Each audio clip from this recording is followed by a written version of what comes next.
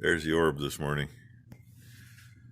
It was smoky out there. It still kind of is, but seems everybody decided since it was cold yesterday morning they'd have fires in their fireplaces and stoves for last night.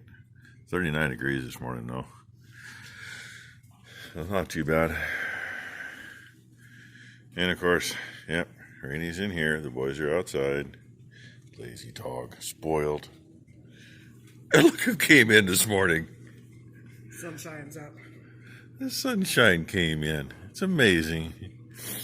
She came in and I looked up and saw that gap with that coming through the door and I couldn't tell which was which. Oh well. See, we get something done on this thing before I gotta take off for a while. One's ready to go in except for one thing. They're a snug enough fit. Yes, 2 washers. The instructions say with this kit you may need 2 with this style injector. It doesn't hurt anything. The old washer's still on there. They're on tight. New washer's on for a new seal surface. But these fit snug enough, and some of them were rusted up enough when we pulled them, that yes we are. Anti-seize on the outside. This. Then we'll put them in. Back from my meeting, picked up fuel filters for the John Deere. Grabbed 2. That way I got one because we should have had one anyway. All we had was water separators. So. And number 1's just started on these. She got the banjo bolts cleaned up. They're somewhere around here. I don't know what she did with them, but they're somewhere cleaned up. And while she's been working on this, actually while I was gone, her and Becky fed a whole bunch of little bales to the cows. We're almost out of those, but hey, you know, Steve's helped us out quite a bit with that.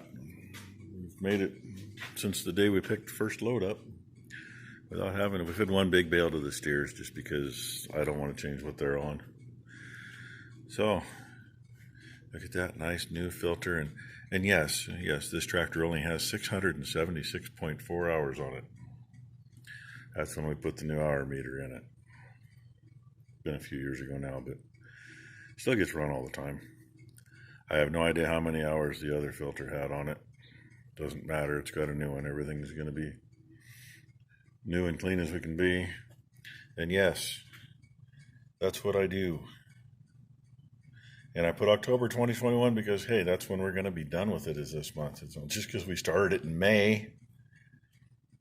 Oh, yeah. 9.5 plus quarts is what this takes for engine oil, in case anybody's curious. That's the other thing I do next to the fills on everything is put how much they hold because you're scratching your butt. What do I put in it? So, anyway, injectors are just sitting in there. I did something that some people probably say I shouldn't have done. To hold the washers on the end to put them in, I put a little bit of petroleum jelly on there. It's inert. It don't hurt a damn thing. The worst it can do is get hot in there and maybe make a butt hair of carbon, but not enough to worry about. Either way, they're sealed, they're in. And kind of the next step here is really putting the lines on. These are not tightened yet because I don't know where they really need to be clocked for the lines to fit straight on. I'm not going to fight it. So a whole lot easier to leave them loose until the lines are on. Because yes, you can get to the clamp bolt. I think on all of them. Might be hard on a couple, but should be easy on all of them. I don't remember. Hey, you know, God, that's been how many months ago? So anyway, we're going to, number 1 already walked out the door. We're going to get lunch and come back and do it again. See how far we get on it today. Get some oil in it anyway, and I'm going to go back over the fan bolts. And I'll probably go back over the valve cover bolts too, because yesterday in just a few hours, you know, I don't want to tighten those too damn tight with a cork gasket, but in just a few hours sitting here, they were all loose. Without a whole lot of pressure. I mean, about the same amount of pressure I put on the screwdriver the first time around, and I got 1/2 to 3/4 a turn on every single one of them. So get that part buttoned up that way, and depends on how late we work and how things go. Putting lines back on is always a pain in the ass, but we might even crank her over today. I don't know. We will see. if we do, I was thinking, because I used rubber gloves to cover things up, maybe we'll just leave the glove on there when we start cranking it and see what it does. See if I got a hole in the glove or not. Maybe it'll just pop up one finger and everybody will smile. I don't know. Of course, we still got to get antifreeze back in it too, so just some time-consuming things. Worst thing is when we're done and everything's done, ready to go, we still got to put the frickin' loader back on, and that is a pain in the ass. Last time we had the loader off, we lost a clip in the transmission, and we ended up dragging it into town, and they worked on it, and luckily he got in there, it was just missing a clip. Fished the old clip out, it was broken. Couldn't find anything wrong, so we didn't have to take the loader off because they didn't have to split it, but they thought they were going to split it. And when we put it back on, it was off center a little, which drives you freaking crazy when you're staring down there and it's off center. But hopefully this time we get it on straight. If I show much of that going back on, you'll understand why it's a pain in the butt.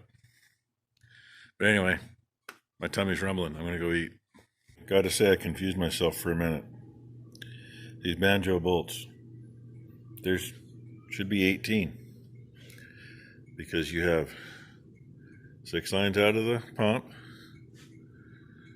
6 lines into the injector, 6 lines out of the injectors. Okay? Keep your math straight, right? That's 18.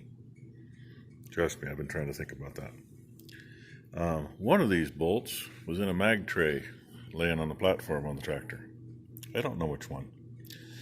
But I've been sitting there going, there's 19 bolts. I have counted those about 10 times, and every time there's 19.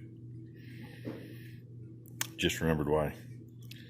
When we were cleaning everything up, after everything was apart, at one point, I think we lost one when we put the new pump on like 10 or 12 years ago.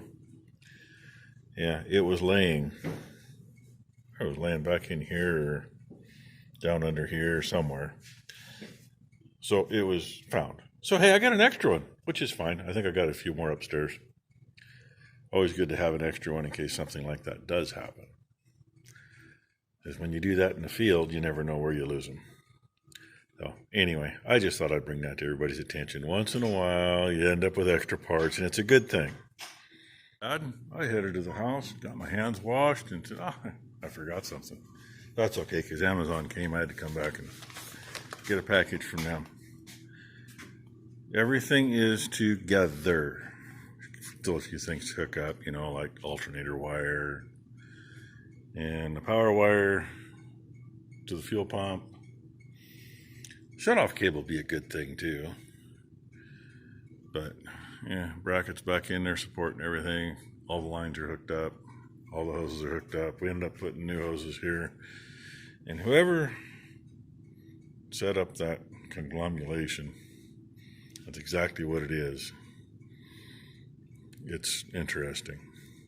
I actually had to go back and look in the video yesterday and get a screenshot of it so I knew which way that fitting went, because it didn't want to line up anyway, and it really doesn't. There's only about 1/8 of an inch between the 2 pipes there. I mean, I didn't do it. I just redid it. And a little concerned if we had enough antifreeze, because, obviously we didn't save any. It all went through the oil pan. I think we have enough antifreeze. We picked up, those 2 jugs come from the neighbor about a week ago. And the rest we had, the 2 pristine white jugs are straight antifreeze. Everything else is 50-50. So, yeah, we got plenty. Anyway, hopefully tomorrow we'll, if the batteries are still up. If not, I guess we hook something to it. But hopefully tomorrow we make her puff a little smoke. So thanks for watching, everybody.